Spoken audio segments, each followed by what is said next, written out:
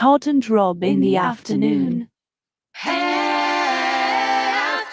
delight. With Todd and Rob. Oh, yeah. Oh, yeah, and here we are for, excuse me, another edition of the New Media Show. And Rob, I've got my fingers crossed here because the Roadcaster Duo continues to disconnect from my MacBook. And yeah, so we shall see how many times I have to restart the Roadcaster Duo today. So I'm very pleased that you're recording, because the only way to save this catastrophe is if quote unquote the Roadcaster is rebooted. Now, if anybody's had this issue with Could it be the Mac that you're using is causing it? You think a driver conflict or something? Well, sadly, I updated the Mac a few days ago for some sort of update. So I'm sure there's some incompatibility there that has been introduced. So I tried unplugging devices, and it is what it is. But I was 7 minutes into my recording of my tech show on Monday, and it all of a sudden I saw the flash on the Chrome where it disconnected. So nothing beats a hardwired connection in the least. So and I'm actually using a Gen. Oh, just lost you.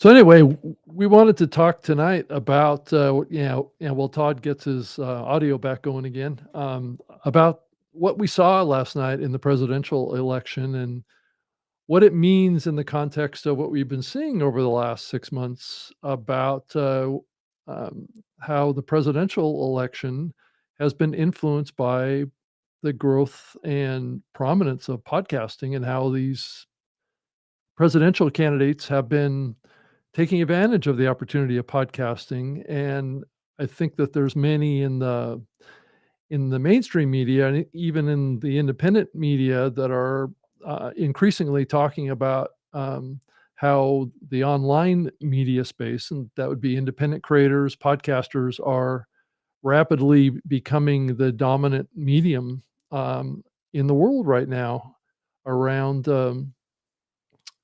getting information out, getting more detailed information out, and is not or less likely, I guess, to kind of put out falsehoods and divisive narratives that we have come to expect from the mainstream media, at least here in the United States. I think this is probably happening internationally as well, but this may precipitate a significant reduction increasingly faster in the mainstream cable media. And so we may see this happening at a much more rapid pace as we move forward because of what we've been seeing happen, and especially with the outcome of the election here in the United States. So Todd, are you back with me? I think so, and it auto reconnected. I didn't have to reboot. So you didn't? Okay. who knows what's going on? And by the way, Rob, I guess you missed it, but we got put on major blast last week for talking politics during the show. So Oh well. yeah, I guess people were not happy with us. Oh well. There's some big takeaways from that too that I want to talk about on the show, and it really should not be about politics. No, That's we not weren't. what these We weren't. topics We weren't. are about. No, it's So, as I saw someone had posted in my company had posted something we saw on Instagram, and let's see if I can find a thread because I want to. It was pretty eye opening, and it was a good takeaway. mhm. Okay, let me read this. It was from Nick Goodner. He said, let's see if this loads. Oh, don't make me log in. Come on, I just wanna read this thing. See if I can do that again and trick it here. Okay, let me just continue as this. Okay, because I don't want to have to log in. Okay, Yeah, well, it's not letting me. I have to enter a stupid code because Instagram is being Instagram. But go okay. ahead. I'll see if I can find this link. Yeah, I don't wanna make this conversation about politics tonight, though Yeah. it increasingly makes me upset that, everything has to be painted in the colors of politics when we talk about anything these days that maybe people don't agree with. And I think that's one of the big takeaways from what Mhm. I think, is going on in the world, and it also is involved in the independent media space too. You Yeah. know, there is a payoff for being extreme on both sides, right? Yeah. People tend to get more attention from the online community when they go extreme, one side or the other. And so that's kind of what we're seeing happen, like what happened with us. I think last week we weren't talking about taking a side. We were talking No. about the context of what was happening around politics with media. And it's continuing this week as well, because guess what? It's top of news, top of mind around podcasting right now. And I mean, for us to just ignore it is kind of not very bright either. No. So here's a comment. This is from Nick Goodner. He said, I'm not a political analyst, and this is not political count. I don't want to trivialize people's feelings about the Yeah. election or get into policy matters. However, as a creative marketing commentator, I want to offer Mhm. a takeaway from elections that I noticed. He goes on to say, like Barack Obama's campaign, Harris's campaign used traditional Hollywood celebrities. There was no shortage of celebrities lining up to endorse Harris, from Paul Rudd to Harrison Ford to Beyonce. Harris had the big names out to support her. This strategy worked really well for Obama. However, something has similarly changed in the past 16 years since Obama's 2008 campaign, the rise of the new kind of celebrity. People like Rogan, Jake Paul, Theo Vaughn, Dave Ramsey. These people are not famous because of how they perform to others. These people are famous because of the communities they built around them through their social media presence. These people feel real and tangible, and like you can actually react. You can actually reach them because they're on social media feeds every single day and in your ear. He calls it ear holes every week with 4-hour podcasts. While Trump Mhm. didn't have the Hollywood A-listers, he went out of his way to appear on these people's show to do interviews and get their endorsements. Last night, watching the coverage, I noticed at least 8 times when people at the poll said, "I'm here because of Joe Rogan."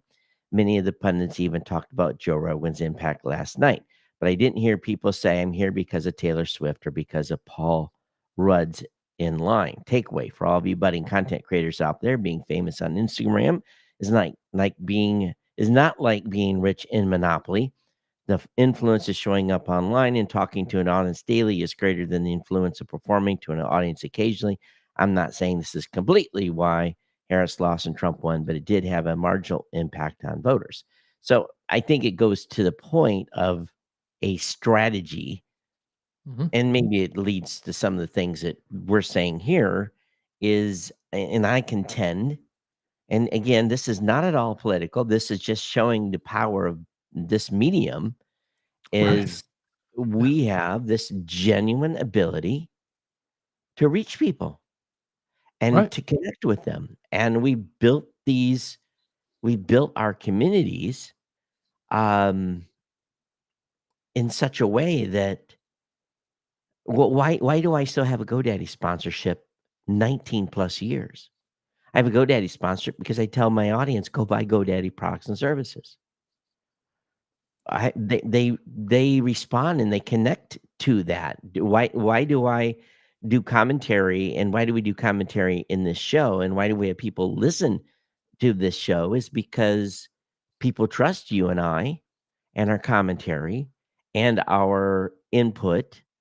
Mhm. We are not political on this show, except for what we've been talking about here the last 2 episodes, but the simple fact that old media, which everyone says they don't trust, at least At least Yeah, all the 50%. research is showing that most people, the vast And majority of people and don't trust the media yeah, anymore. and so in that regards, well, here we are. And, Yeah. um, I again, I don't wanna pick sides on this, but I think there was a very smart strategy done Mhm.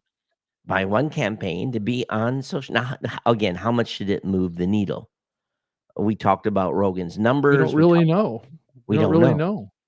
But but it certainly reached a lot of people based yeah, on the it did, numbers that I've seen. Right. yeah. A So, lot more people were reached through these podcasts than any mainstream media conversation well, that was put out.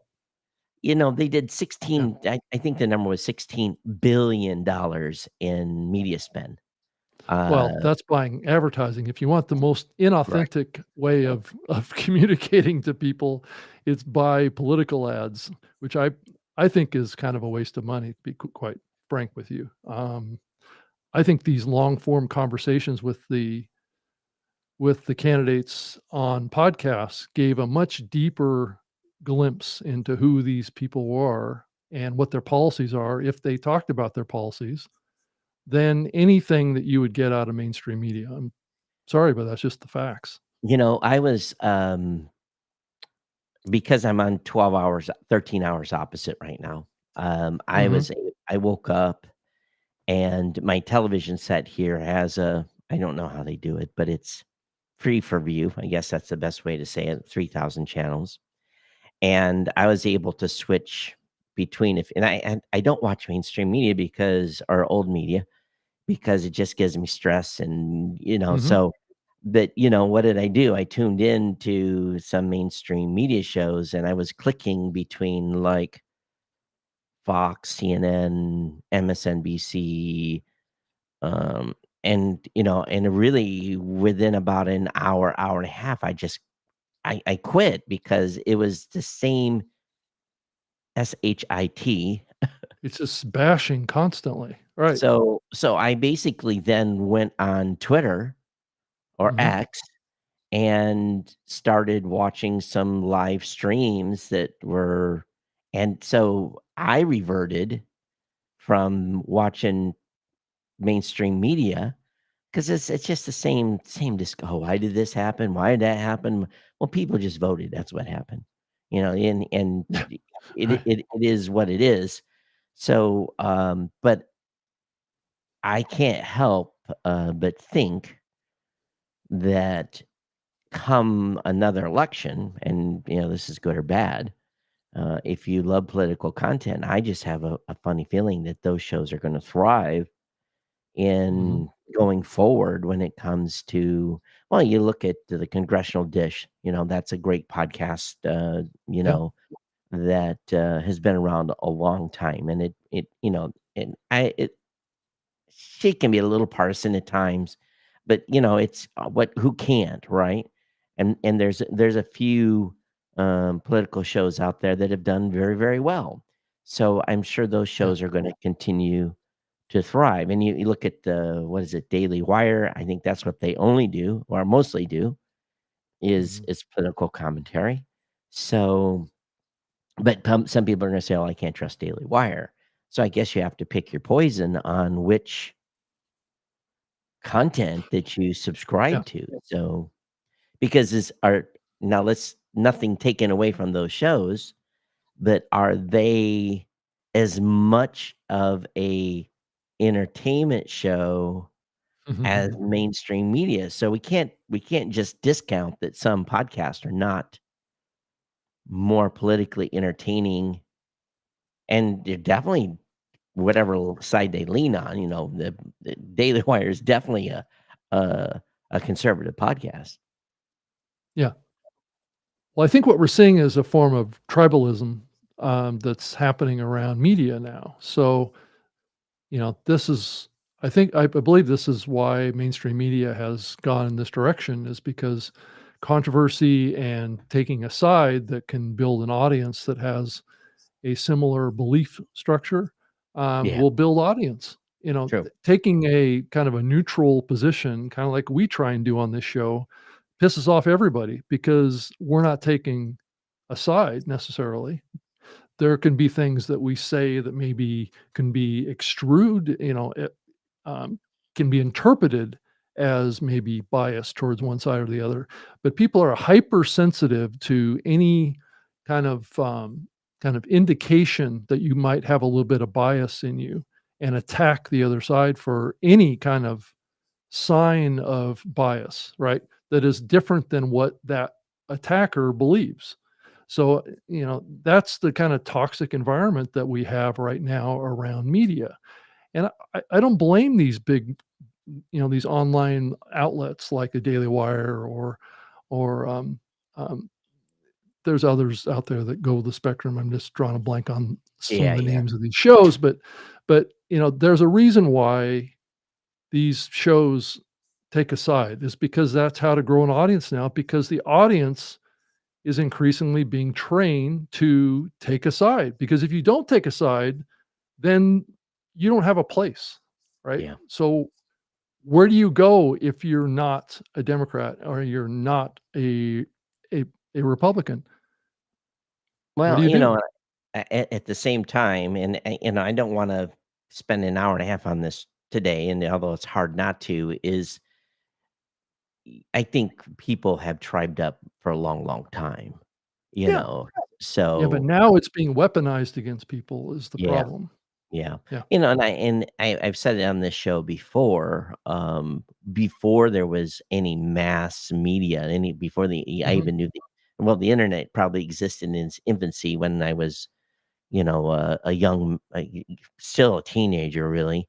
And I remember explicitly being amazed about my late grandfather, who was a staunch conservative. Oh, he was as Republican as you would even imagine, and Mhm. in all definitions of the word.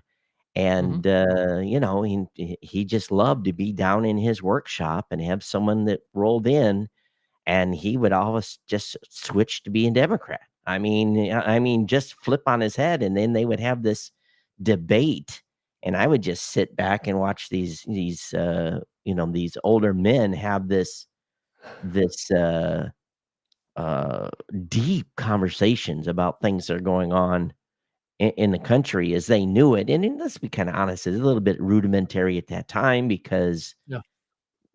yeah, And that's and healthy, Todd. That's all healthy, yeah, and right? he would play devil's advocate, but, Right. and that person would leave, and he would have nothing nice to Mhm. say, um, about this other Yeah. political party. I remember him saying, the damn word, and combine that with a political party, so, there was so from that aspect, I think there's always been a bit of Yeah. spite in people that have, so this hate for one political party or another has been around a very, very long time, and, Well, it has, but it's not at the level of vitriol that it's at n now. no, And I blame mainstream media for creating that yeah, atmosphere. and he would say Yeah. it in jest to a certain extent, you Mhm. know, um, so, but I think that, James, let's see if I can, preempt this a little bit here. Well, I'm not ready to play a James clip, but, James was irritated with us talking American politics, but I Oh, he think that was. Yeah, I yeah, didn't see it. So where did you hear that comment? it was on Podcast Index in the commentary on, Mastodon, so but again, I think if we go back to our crutch of this conversation, it's a good Mhm. thing for podcasting right now.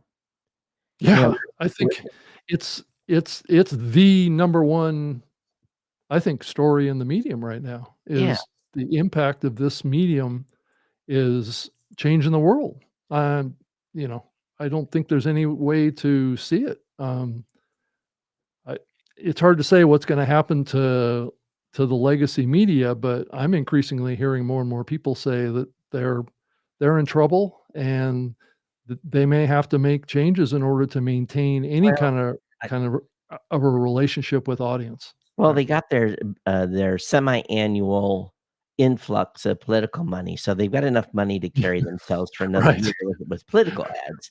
So, Right. that $16 billion was not spent on podcast, um, for sure. No, I don't think that there was that much political advertising in podcasting. No, no, So, and ever. And right. so, from that existence, we don't have to, I guess the question then becomes, will the next election 2 years from now, here in the United States, invoke a whole bunch of advertising and podcasts, which I'm sure is bound to happen, but then I think the audience will just be utterly disgusted because they can't run away from it. So Yeah, I I think would. it would be a big mistake for the medium to push political advertising into the medium. I think Yeah, it wouldn't be a good thing. I just wonder how many ads were actually run in podcasts that were political in nature. I don't know what that number even is. Well, you have to factor in the impact of the brand safety and brand suitability tools as a gate on that kind of stuff, right? If your brand suitability or brand safety score leaned a certain way, you're not going to get ads. Yeah.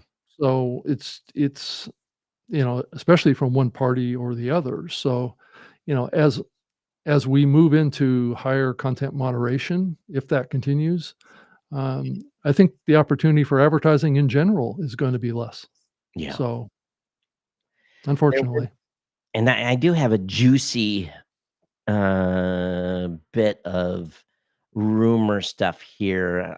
I wanna we can wait until later because we're gonna talk about Spotify a little bit later, hmm in the show today, but I've got some don't let me forget to talk about, a conversation that's happening in a, should we say it, a group. They're, largely out of the UK. I think you're in the same group, aren't you, Rob, in the WhatsApp yeah, group?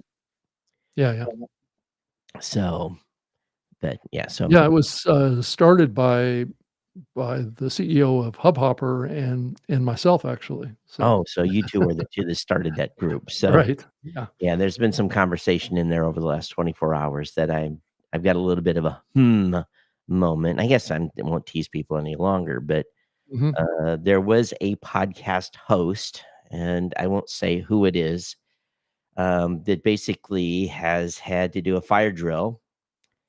Apparently, Spotify's no longer was not updating any of their shows.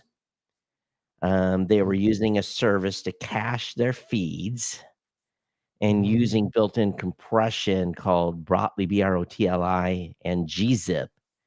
Now again, I'm we've never used compression or um, for feeds. Feeds, we've always made sure that number one that they would not cache. Basically, when we replace the feed, we want to replace. We don't want it to be cached anywhere. And he basically said, it looks like Spotify feed parsing is no longer playing nice with that. He said, just sharing in case it fast forwards anyone else. And, but it So, what does looks like, that mean, Todd? That they're caching the RSS well, information and this, then compressing it? Is that this what they're doing? host, this host was caching feeds via a The proper, host was caching. The host was yeah, caching. the host was caching. And the specific caching that the host was using, Brotli, Brotli, um, appears that Spotify would not pull those feeds no more. And what I basically responded is that we've never used, and I'm not going to name the service, to cache feeds not worth the minor cost savings. In other words, Mm. the if you're serving it raw, a little heavier load, and You have a hard time comprehending how that would save much of anything in the well, process. again, I don't know the strategy behind it, but Yeah, I I don't know either. that we don't do it. But Mhm. we have seen, recently, more and more podcasters come to us that have gotten a response from Spotify saying, "Hey, your host feeds are effed up. You've got to they're incompliant, they're wrong, there's something, it's always Mhm. this pointing his finger back towards the host, and then along with it, oh, by the way, you should just move your show to Spotify. And I'm wondering if Mhm. this is another obtuse method to get podcasters to think that their hosts are having issues and um, put a wedge between us and our customers. Um, I'm just don't have any proof on this, but to me, it just makes you go, If someone's feeds have been pulling into Spotify normally for a long, long time, then all of a sudden they don't start pulling in anymore because of tech that they've been using, and they've made a change on the other side? Was it a just a change that they didn't think was going to affect people, or is there something more there? And I'm not saying it is or isn't, but based upon some of the tickets we've gotten at our company from our customers who've seen, they send us the response that Spotify sends, and they never admit it's their issue. Never, never at all. It's always the host's problem. The host has a problem. The host has a problem. The host has a problem. Um, they are not a good community neighbor at this point in any regards. Well is the host using kind of a non-standard practice here that Spotify doesn't support because Well, it's not a common practice? it's well, compression using gzip and Brotli have been that's pretty standard for the web. Most people that are running websites today are using some sort of compression on their website. So I'm the not host is expecting Spotify to support a process that they're doing well, the with only the RSS feed data that Spotify is not kind of compliant with, is what it just sounds like not to me. well, again, I don't wanna speak to the I know. pulling of an RSS feed because I don't have the technical background from my team. Mhm, Because I asked a question. I know we don't, not 'cause I know mhm. how our feeds are served, and we want our feeds to be super high performance, but we don't, we don't put them on a CDN, let's just put it that way. We don't put the feeds out on a CDN. So, um, again, I don't know, but something changed and it broke them, and, that's something that you wake up to in the morning and don't all of a sudden your customers are complaining that the episodes are not updating over there. Generally, these services have been pretty, um this is the first time I've heard of a compression protocol causing feeds not to update. So, because and to be honest with you, a lot of people that are running websites are using gzip and different types of things. So, I would assume this is going to cause an impact for people that are self-hosting that may be running this particular compression. Um, Hmm. Maybe their feeds, if they are not submitting it through their hosts, maybe some people will start having issues of stuff not updating. So So we're maybe not seeing this kind of process concern, in regards to Apple Podcasts. It's only Spot no, no, no, no, no, not at so all. it's okay to use this caching protocol on the hosting side with Apple, but just not Spotify. Is that what's going Well, on here? but the problem is you can't pick or choose. You either use it or you don't use it. And if you turn on gzip, Right, yeah, right, but if Apple is supporting it but Spotify isn't, then that would be a 2 fingers pointed at Spotify is the problem, right? yeah. And if other podcast consumption apps or platforms like the Podcast Index and others aren't having a problem with it, then there's something that points to Spotify that's And to be unique fair, here. I've never heard it you don't use 2 compressions together. So if there's a IT guy out there that's screaming, no, Todd, you can, then please, get in the chat room or send us an email. But Mhm. broadly is a lossless data compression algorithm that supposedly, well, by Google too. So it's a Google protocol, and it could be used not in conjunction, but other than gzip. And there's other ones out there. There's other compression stuff out there. So So is uh, it a compression algorithm that basically compresses the amount of data that's needed to transfer the information between yeah, servers? Is that what it yeah, is? Okay. yeah, yeah. Okay. And combine that with caching, Mhm. um, you get a bit of a performance increase there. So again, I don't know. It's been It out a long, long time, this particular protocol. Yeah, so was there any clue as to what problem? It just wasn't updating The the yeah, new episode information? feeds would no longer pull. Just Um, wouldn't pull at all? yeah, it Okay. wouldn't update at all. Okay.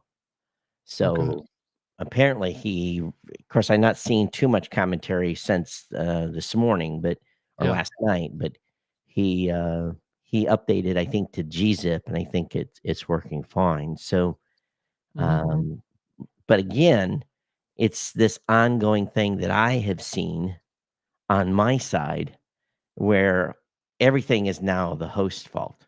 It's the host's fault. It's the host's fault. It's the host's fault. And yeah, so I just, they're not, in my opinion, playing a great neighbor at this point, and it's pretty obvious why. Oh, it is? Okay. Yeah, they want people to move to their service. Oh, They're directly competing at a much higher level. And uh, is it weaponization? I don't know, but it's but it always doesn't impact you guys, and well, we haven't heard it impact any it of the really big podcast hosts, have It we doesn't yet? impact us, but again, we've seen, based upon Mhm. support tickets we've got, that there's always this finger being pointed back at the host as being the issue when there's no issue Okay. for a myriad of reasons. And, um, every once in a while, I think it's pretty rare now, but it used to be people would say, well, my Apple feed hasn't updated. How come it hasn't updated? Well, Apple's now doing really, really good, and we don't see those tickets come across anymore where people's feeds have not updated at Apple. Mhm. So, Yeah. that being said, and definitely if you're on any of the new podcast apps, it's not an issue either because the second you post an episode now, we send out what's called a pod ping, and we basically announce to the world that this new episode is available. Please update we send them the metadata, update your directories. So, Yeah. Okay. but anyway, that was just a back channel conversation that was going on. Yeah, we'll update you as we learn more about, the complexities of this situation, I guess, and see if it's more widespread. I mean, if anybody that's watching this that works for another podcast host, is this something that impacts you as well? We'd love to hear. Hey, by the So, way, in the YouTube chat, Marcus Couch says podcasting saved the country yesterday, possibly the world. Okay, and now that's not going to be inflammatory at all, Marcus. And well, there, well, everybody's entitled to their view on it, yeah, and I yeah, think that's the key takeaway. I mean, all of us have a right, have a constitutional right to say what we wanna say. It's not hurting anybody to say that. yeah. So, if you feel that way, I think it's okay to say it. I think our Constitution in this country assures that right. Beauty Yeah. Bubble says one solution if your Mac only has USB-A inputs, you can use USB-C to USB-A. Now I'm USB-C completely. This is a Mhm. Gen 2 or Gen 3 MacBook Pro. So Maybe I will try the opposite way. Maybe I will try And the I try it. Duo was probably Maybe USB-C too, probably, right? yeah, it's USB-C. So maybe Mhm, I'll try a dongle and go from USB A. No, mhm. USB. Yeah, maybe I'll put a dongle on and do a USB to USB A to USB C. I don't know. It's staying connected now, so knock on wood here. Mhm. That's good. But That's good. I have to go out and look and see if there's a firmware update. But yeah, other people complain about this Roadcaster Duo having this disconnection issue. Oh, really? I haven't heard I'm about that. amazed it reconnected. That I didn't reboot anything, so who Mhm. knows? So I noticed that Rob Walsh put out his own RSS feed off of Libsyn that basically has all of the podcasts that the presidential candidates, did Oh, in one feed. so he So it's built a actually in the notes here. Yeah. oh, Yeah. that's interesting. And it's actually sourcing those episodes directly from the show's RSS feed. So the shows are getting credit for the plays. Yeah. So it isn't like he hijacked all of those No, no, episodes and no. re-hosting them or anything like that. It's just that he compiled them all into one feed that has all of the interviews with Kamala Harris as well as I think RFK and Donald Trump. So there's, that's something that we could share in the show notes too. Yeah, I'm not sure people are gonna wanna go back and Well, listen now, but maybe. I think there's well, some if you think about, I mean, if you think bigger picture about it, Todd, I think a lot of policy uh, comments were made in these podcasts, and I think that they could be information that people could use in the future to say, well, this candidate said this, and he needs to deliver on it, right? I think that's the inherent advantage of them going on and like Donald Trump did a 3-hour interview with Joe Rogan. There's a lot of policy discussion that happened in that podcast. there was a lot of gibberish too, so Well, sure, but that's what podcasts are, right? That's what they should be, right? Is let's yeah, let's let's get to know the person, right? Not yeah, just a 30-second soundbite that maybe potentially was edited for some sort of a manipulation of what was said. These are generally unedited. I guess we don't really know if what was recorded yeah, did not go through some post-production work. that was Some a of big them might that have, that right? was a big part of the commentary um, on Podcast Index was people taking basically my commentary about editing. Um, uh, I think it's Brian Andrews said, Todd, as a tinfoil hat wearing conspiracy theorist, I think there's multiple approaches and purposes to editing. They're often lumped together. Editing, remove mistakes, improve the final product, offer a better experience. Yeah, I'm fine with that. This is what Mhm. most of us podcasters do to editing to remove context from a clip, which allows you to confirm bias or promote a certain idea to mislead people. I think that is why some people hate editing.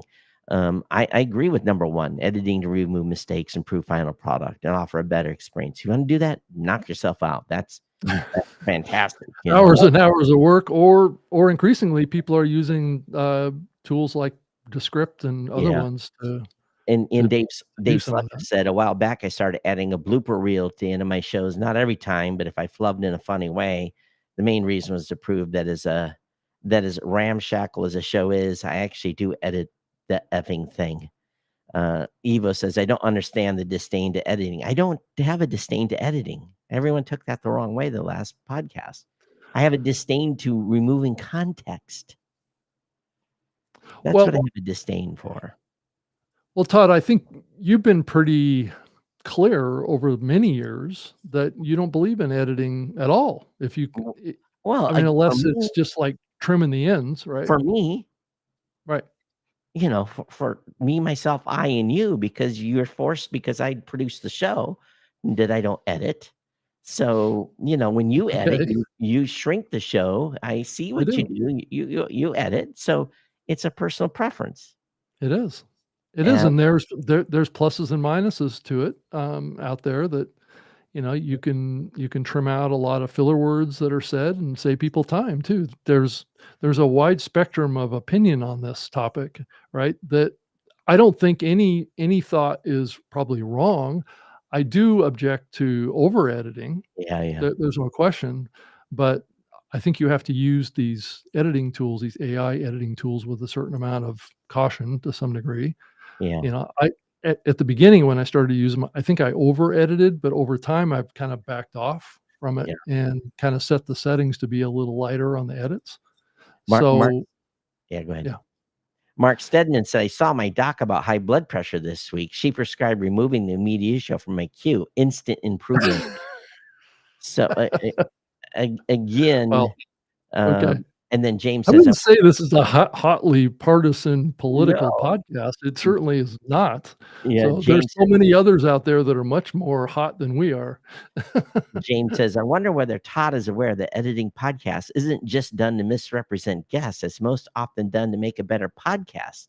What a load of Well, that's conspiracy theory subjective. nonsense. What a That's conspiracy. very He says, that's what a very load subjective. of conspiracy theory nonsense in the new media show this week. We didn't promote conspiracy theory. We just said No. we want people to provide, if they're going to do these types of interviews, give us the full freaking context. Give it. Don't take a soundbite like the old media does. That's it. It's a Wow. I spectrum, mean, people Todd. really reacted. I mean, it's a spectrum, just like anything else, and why we are so divided on so many issues is that Yeah. we don't accept anything that's toward the middle, that there might be something a little less than an extreme view that may be okay too, right? So this is kind of madness to some degree that we're falling into as a society, Yeah. is that we can't see subtlety. We can only see extremes. And I basically replied to, let's see if I can find my response, because I basically said, I said, I think you overanalyze what was said. My basis is that if you edit and change the context of a question or an answer in an interview, that is suspect. And that is what old media does. I could care less if you edit, remove breath, equalize, etc. Again, this was in Or response to, ums and ahs or something like that that yeah, doesn't add context. this was in Right. response to blatant editing and context changing of the old media. So, I Mhm. mean, man, people just went kind of, it was kind of fun to see the commentary, but we don't take anything out of the context of this show. You get No, to hear everything from, and we don't rearrange good the show. and bad from the perspective of the listener, right. So, I mean, we put ourselves out there. We take a risk every week when we go on this show to talk about Yeah. controversial topics, but I don't think this show is controversial on any kind of spectrum that is anything No, close to what we're seeing that's more mainstream out there in the world right now. no, not at all. So Yeah. it's just, yeah, I'm like, okay. And you go, wow, yeah, you got your blood pressure up. I understand the politics thing is everyone's blood pressure is either up or down right now. Yeah, You know, everybody's kind yeah, of, I mean, if you were on the Democratic side of the fence, yeah. you're hurt and you're deflated, you feel like you've been defeated. I mean, I Well, played college basketball for yeah, 4 years, right? Somebody won and somebody lost, that's right? right. And just like And the last election, the opposite side was down. So right, it comes and right. goes. It's not the end of the world. And one other level to this, which basically adds another component to what I just said, is that there's been games when I played competitive basketball that my team beat the other team 80-10.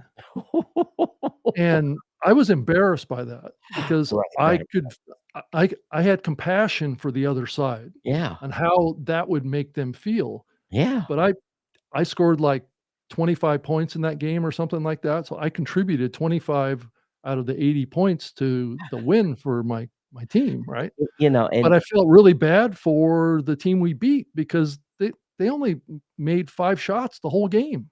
but Rob, on the other side of things, when I started running cross country in high school, Yeah. yes, I only weighed 110 pounds soaking wet, and was very So in my early days, I was not a good cross country runner, and I got humiliated by being yeah, 89th or 90th, and you know what right. that did? That just set a fire in me to I get tired of having my ass being kicked.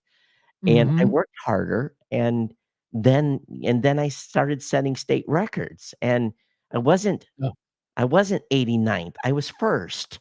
So, right, it was because of the humility of being, you know, "Okay, Cochrane, you contributed 0 points to the team right, this time, right. thanks for the effort, bud." The coach would humiliate me. So, Yeah. humiliation, again, it shouldn't go about it should not about humiliation, but I was humiliated. So really was about becoming better, and Yeah, and that's the key takeaway from an election like this. If you've yeah, never played competitive sports, yeah, I don't think you get it, right? And I think that's something that I'm trying to share here is the fact that, just because you lose doesn't mean you quit, doesn't well, mean you get all upset and have a temper tantrum, Rob, be it just careful here doesn't because, there's some people well, that are listening to the show that are, they're worried about everything, the I get whole it. I get it. me too. People feel threatened by Yeah, a choice that others have made that they feel is gonna impact right, them. right. But the analogy is still sound, right? Those players on the other team that I beat 80 to 10 felt humiliated, right? Right, right, Some right. of them started to cry, some of them got upset, right? Yep. But guess what? They need to walk away from that and say, "Well, how can I get better as a player?" And it's the same thing that the Democrats need to do right now is they have to reassess what their positions were that wasn't successful. And that's the nature of our system. That's the nature of the United States of America and how we've set this up as a two-party system. There's a winner and there's a loser. Right. So, meanwhile No, I mean, all I'm stating is the obvious here. yeah, So, yeah. yeah. So, anyway, we can move on and talk about another topic that's related to Spotify if you want to. Sure. Them and their IAB Yep. situation? Uh, yeah, around that well, no, around their growth of year over year around video advertising. I'm more So excited to talk about the changing the language about their analytics. oh, well, we can do that too. That's that's part of it, right? Yeah. Yeah, well, it's, so with their 12% growth year on year in video advertising, it all goes back to the Yeah. advertising story.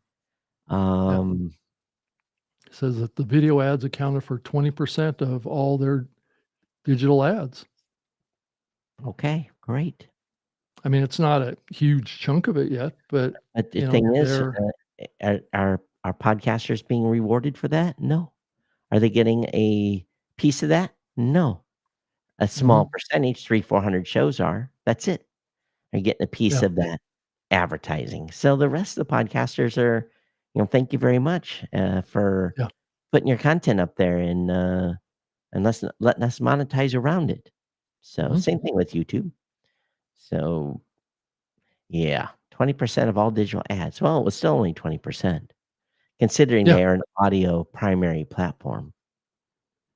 But it's one thing they didn't say in this announcement that was on Pod News, thank you, James, um, was what their CPMs were on the No, video no. side versus the audio side. And I did notice that Libsyn Ads made a choice to not put out their I believe it was their monthly or weekly Month. average CPM, Yeah, right? and that basically sounds like the change of their CEO has implemented some new policies over there. I wonder what else they're implementing.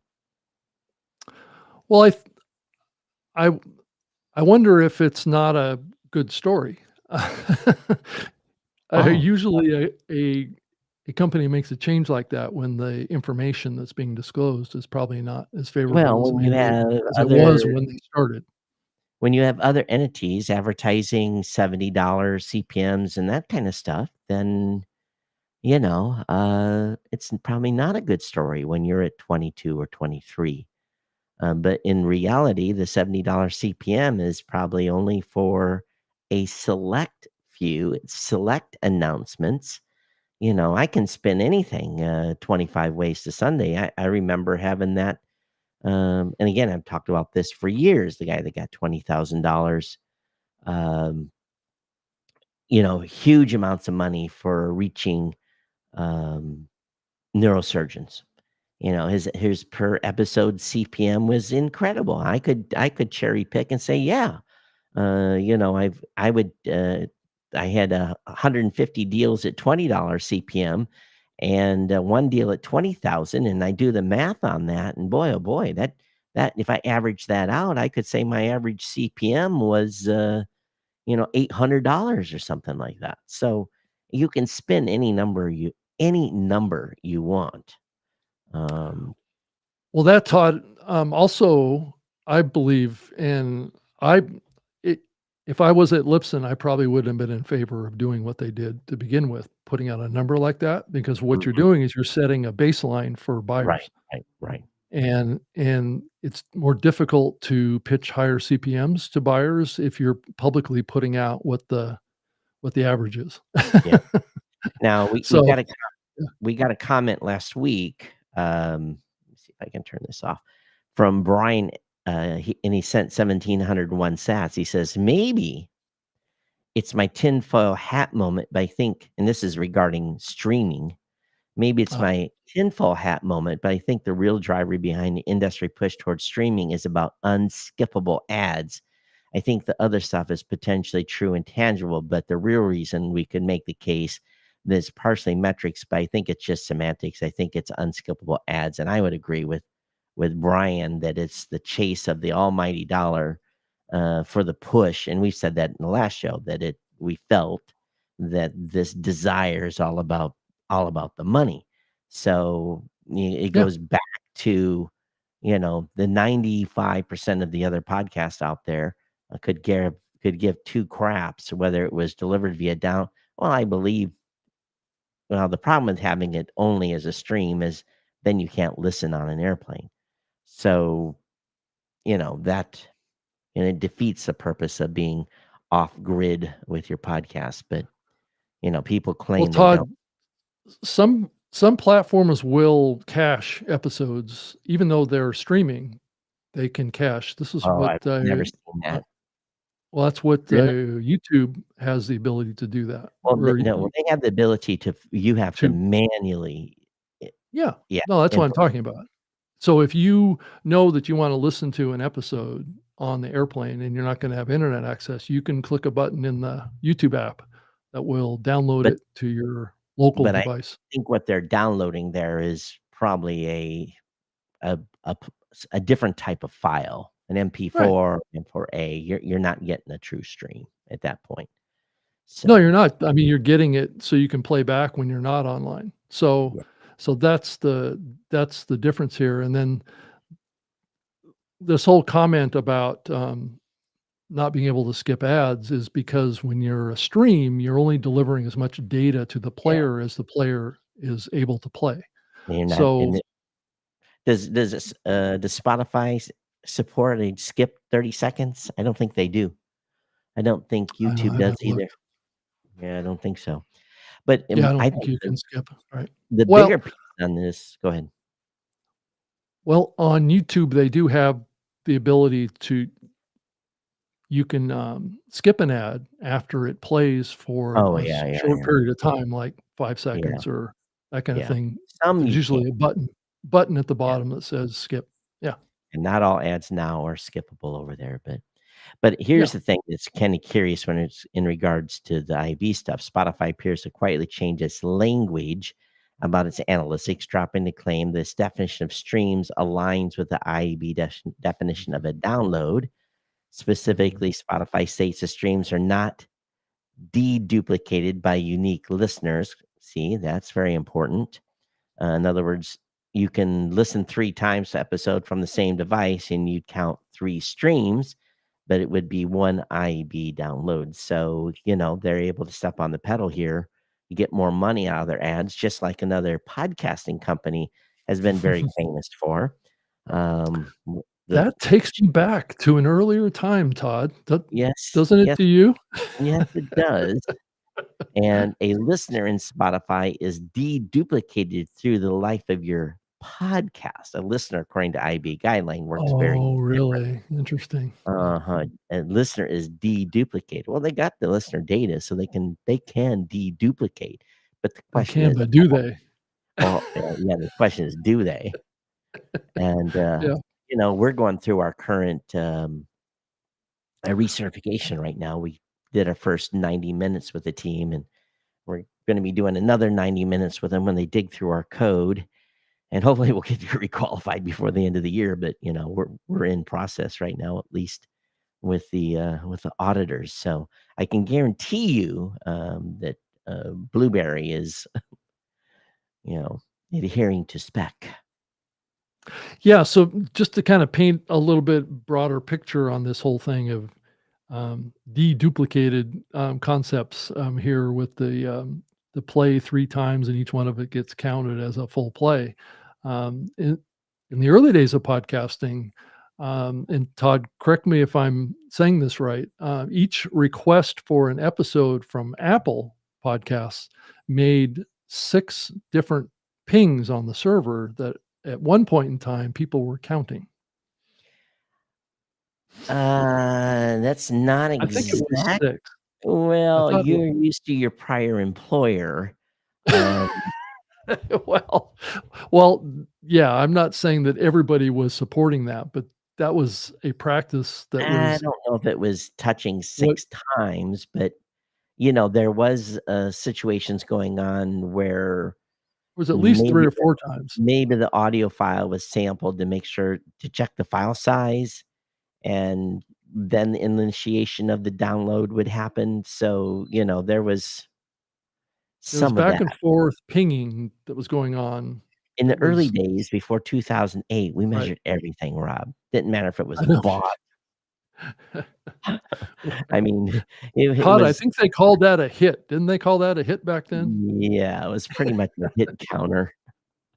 So that's why I always laugh. I thought I had I think I had like Yeah, 40,000 listeners in right. Yeah, 2005, 2006. And then when Angela built our first stat system, I was quite humbled. I'm yeah, like, oh, no, I don't have that. It's, we're back down around right. 10,000, remove that was the true haircut back in those early days. We were all reporting crazy numbers and Yeah. monetizing on all that. And then that first true measurement system came in place, and like, no, you don't have that. You've only got about, 8, 9, 10,000 versus 40 or 45. Right. Yeah, I mean, because that even impacted, display advertising too. Back in the early days, people would track how many hits hit their website, and what a lot of people didn't realize, what they were saying with hits were that was every file request related to your web page, right? So each image, each piece of code that you were pulling off of the server, it could be a JavaScript code or something like that. Every little piece of data that you pull from the server was counted as a hit. Well, So you that's could have why one web page load that had like 40 different hits, right? But that's people were why counting that IB as though it was a page load. yeah, that's Yeah, why IB put in place, specifications for display advertising, because some of that yeah, stuff was happening as well that was not so good. People made a lot of money off that in those early days. yeah, they did because people didn't understand what a hit was. All Mhm. they was interpreting it as was a web page load, and that wasn't true. So That's true. eh, this conversation kind of reminds me of that to some degree. And the whole dart tag is another one that um, kind of reminds me of that. And podcasting is trying to do the dart tag thing, where there's like a 1 pixel image that's loaded on a web page, and each time that page loads, it counts as a hit. And they try and connect that hit with a play with the web player to verify that play action that happened. But that wasn't always accurate either. But anyway, It's called attribution, Rob. yeah, yeah, right. That's the modern term for it, right? But back in the early days, they didn't call it that. So that was a big issue back when I was working for Podcast One, was the dart tag. That was the key and the solution to all of our metrics problems, Todd. Did you know that? Todd, did you freeze up on me? I think you did.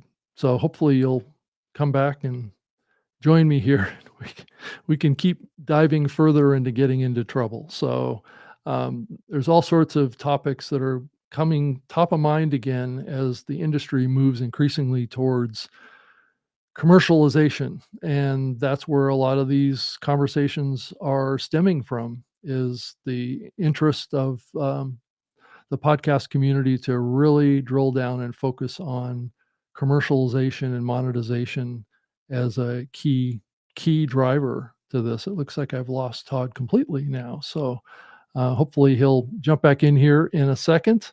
But in other news here, it appears that the ListenNotes folks have spotted podcasts that are being produced increasingly in the Notebook LM platform.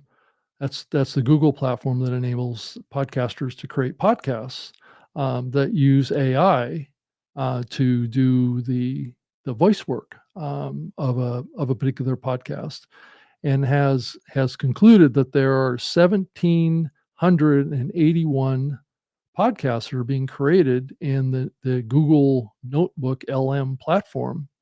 And the conclusion that Brianna from ListenNotes said that of the 200 that she listened to, concluded did not have any authenticity and were just a bunch of noise. So I'm not sure what that really means, but that was one of the key takeaways from that particular conversation. So I know that there's been a lot of discussion about the Notebook LM platform taking advantage of voice cloning and being able to generate a podcast completely with artificial intelligence using voice cloning capabilities to create all the audio in a conversational experience between two co-hosts.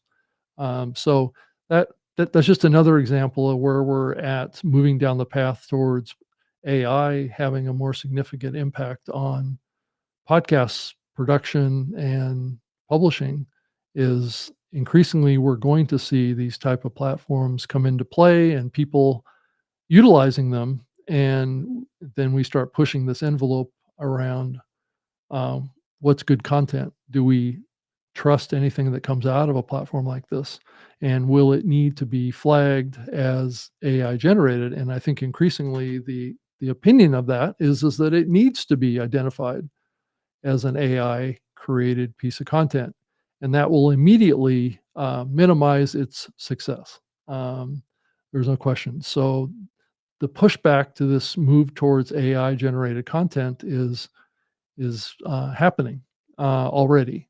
And I think over the next couple of years, it's going to increase that particular impact. So Todd, I think we're back. Yeah, the power went out here. Oh, jeez. That couldn't be any more catastrophic. No. So I kept the show going so we can keep going. I talked about the ListenNotes, kind of doing a little bit of a deep dive into the Notebook LM platform. Yep. Around creating about 1,781 AI generated podcasts. And the assessment is that they're without authenticity and a bunch of noise. So that's a pretty extreme view on it. I don't know if you saw that news or have an opinion on AI generated conversational content. Well, to be honest with you, we're going to see more of this. This is just I the tip agree of with the you. iceberg. Yeah, Yeah, I was I just talking about that, how and then increasingly what we're gonna see is pressure to identify this kind of content, as AI generated content for, you know, disclosure reasons and authenticity reasons, and that's gonna be like putting a big red flag on it to say, "This isn't to be trusted, this isn't what we want," and it's gonna be undermined over time. Yeah, Google has a new API, a new service where you can use their tools Mhm. to detect AI generated content. So I think that Oh, there is an opportunity. I don't know what it costs to use on a usage basis, but yep, it's definitely um, it's available. So I'm sure we're going to see more of these types of services that are going to cater to that. And I think we're probably going to look at that in a significant way. I have a feeling we're going to, if it's cost effective, I think we're going to look because we're big fans of authentic, true voice, you know, content. So yeah, and the podcast index, they're working towards coming up with some sort of flagging as well. Of course, there's a lot of discussion about it, and some people are for it, some people are against, and yeah, but I think some sort of yes no were is going to be needed, in some level of uh, I guess for a better word, is some level of disclosure.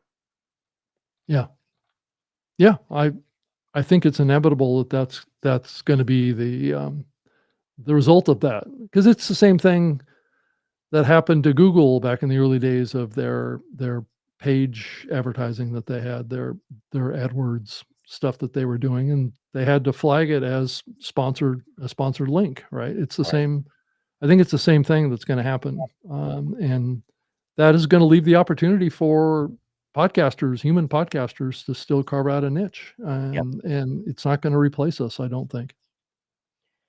Well, one thing's for sure, I'm going to have to buy a UPS now. Yeah, It may not yeah. keep my internet from being down, but at least the other gear that doesn't have a battery won't implode. Yeah, I've been increasingly thinking about getting a battery backup for my house, so that might be You thinking about a Generac or something like that? no, a battery backup, not a Oh, generator. oh. Well, So I it's would good to have a combination of both. You've already got solar, well, right? yeah, I have solar on the roof, Oh, and then you're yeah, it's only going to the grid though, so and then I'm still tapping my right, electricity right, right. from the grid, so I have Okay, a kind of a two-way connection with the grid. yeah. That's the way they all work. They feed back. Yeah, I So, would like to be able to charge up a battery with the grid and then obviously keep supplying it with electricity from my solar panels on the roof, but, yeah, why not? um, and then if power goes out, you just flip over to the battery pack and it powers your house or some limited capacity in your house to keep you alive for Or for you some period of time. or if you put enough capacity in, then you charge the batteries during the day and, Well, use the if you back. have yeah, I think it's complicated, especially with the connection that I have where my generated electricity is going directly to the grid. I don't have a way to switch it to be able to use it in the house. So Well, I think what it is it feeds back you it no, just goes out to the grid.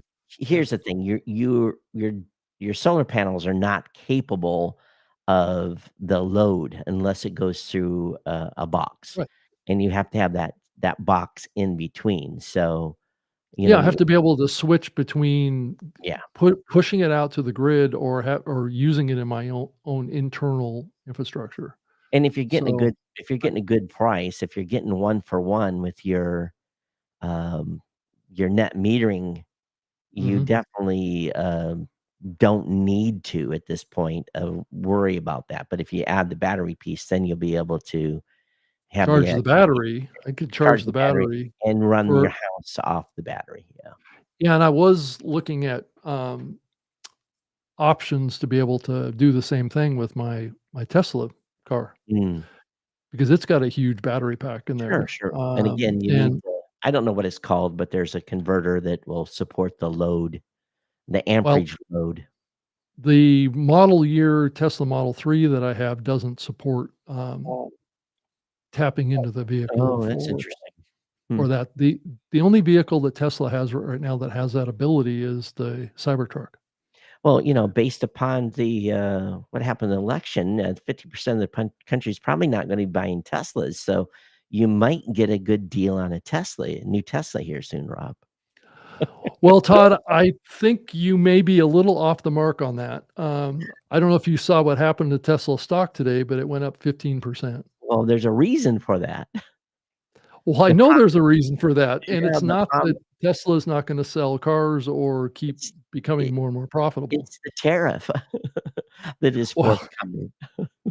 well, it's keeping those Chinese electric vehicles out of the market that will keep the market solid for Tesla is what's gonna Well, and happen. it also is going to impact people that build stuff outside the United States, not just Chinese. So, Well, they have to build it inside of the United States.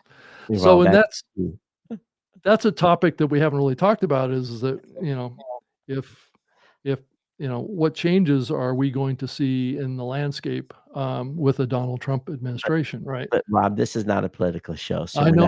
I'm we're not not talking about politics. What are the changes that are likely to happen? It's not well, politics, in well, my we view. Yeah. again, let's leave that to the talking heads and let's stay on podcasting. Yeah, yeah, well, yeah. I mean, always talk about it in the context of podcasting, I suppose, and talking about solar panels isn't in that context, you're right. Yeah. So, but that's alright.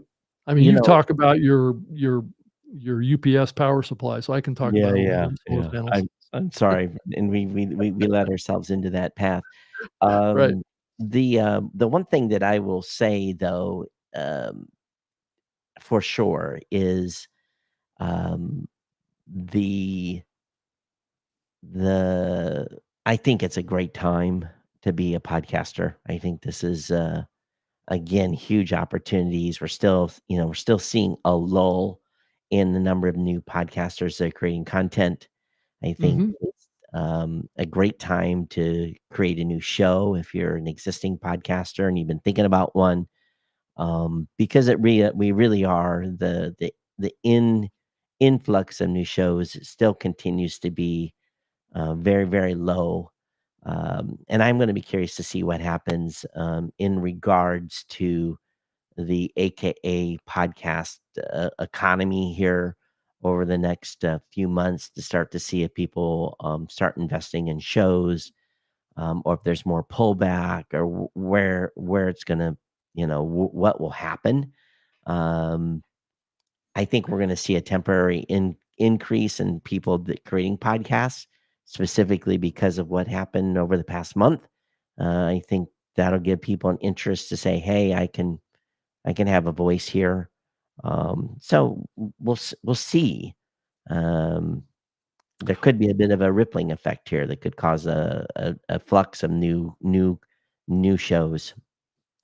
Todd, what do you think is the core reason why we've seen it flatline on new Right, growth of economy, of is it's it the economy or is it the expectation of instant monetization, do you think? I think it's economy. Um, that's well, I think there's a lot of factors. One is economy. Number two, there's just a huge number of outlets now to create media. Look at TikTok. Yeah. TikTok Uh, is huge. Now, I haven't been on TikTok in the last couple of days, but if I want to go find something, some news worthy, if I'm looking for a specific topic, that's mhm. my first place to go now because it's instantaneous. People are putting stuff up quick, easy. They don't have to spin up a live stream. They don't have to create a video. They just bam, they point their cell phone at them and they they talk about or take a picture of what is happening, whether it be a national a disaster or Mhm. whatever it may be. That's the place to go for instant information. Now, we'll see what happens with TikTok now. Will they still be banned? Are they still going to be forced to be sold? I think those questions are Yeah. going to arise. I don't think they can get around the sale. So, that deadline is looming, although it is in court. So we'll see what happens here. But I think part of it is there's just a lot of different ways to create Mhm. content now. And when podcast was in its infancy, and there wasn't that There wasn't many a lot of choices. Right. lot of choices. Podcasting Right. was this revolutionary thing. It still is, in my opinion. Yeah, I've Because also heard that X is going to be rolling out a bunch of new video capabilities. I know well, that they launched a OTT, app that gives access increasingly to video on smart televisions, but I've heard that they're working on much more advanced, kind of areas for video on the platform. one thing that something was changed over X because I was trying to find this show having been streamed over there, It's and hard right now.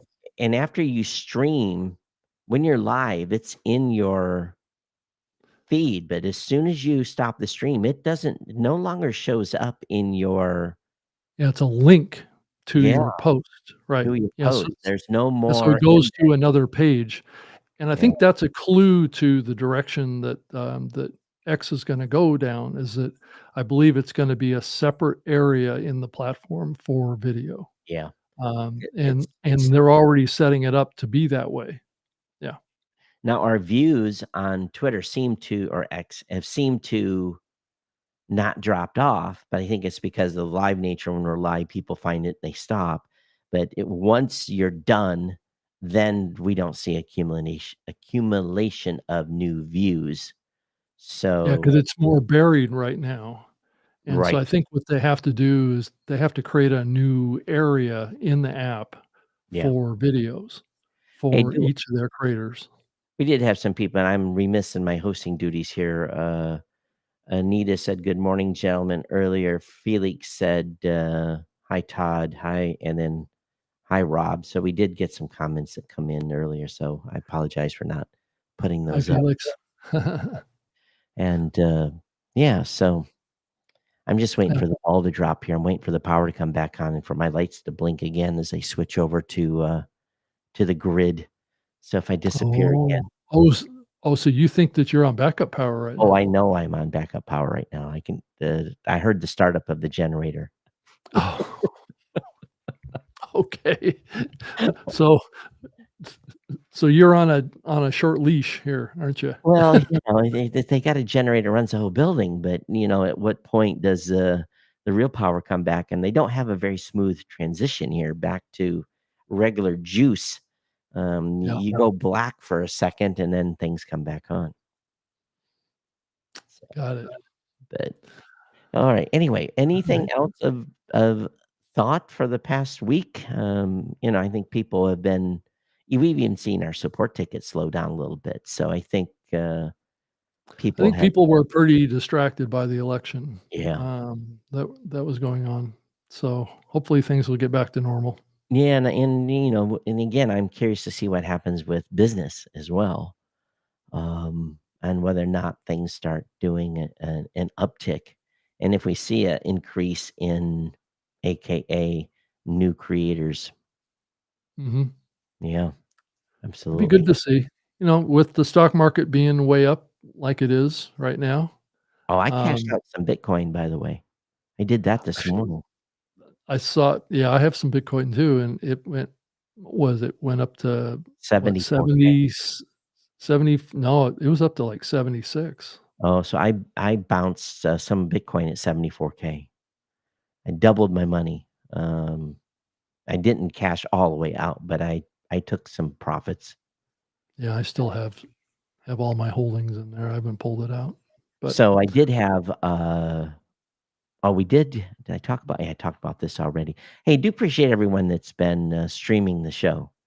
Um, you Darren and mean restreaming it? You that know, what you the mean? streaming with Sats and new podcast apps. Oh, got it.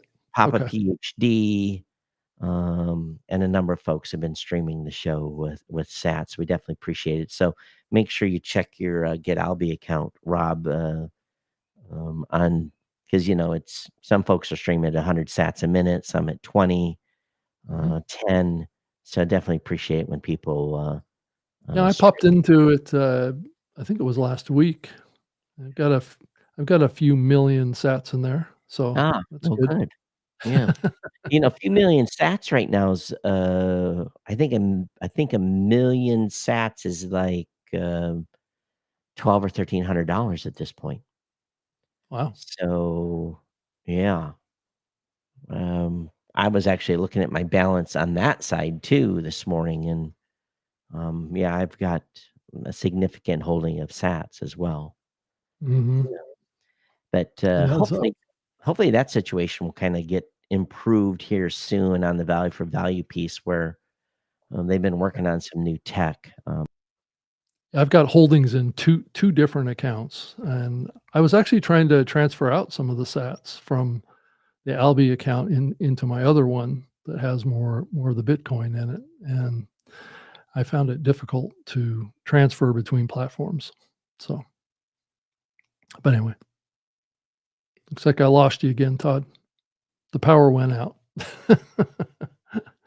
So I don't have any control over the stream. That's on Todd's side. So I guess you're stuck with me until Todd comes back and then is able to close the show out here. I think we're getting towards the end anyway, and Todd is in a difficult position with power outages going on right now. So that's what's going on.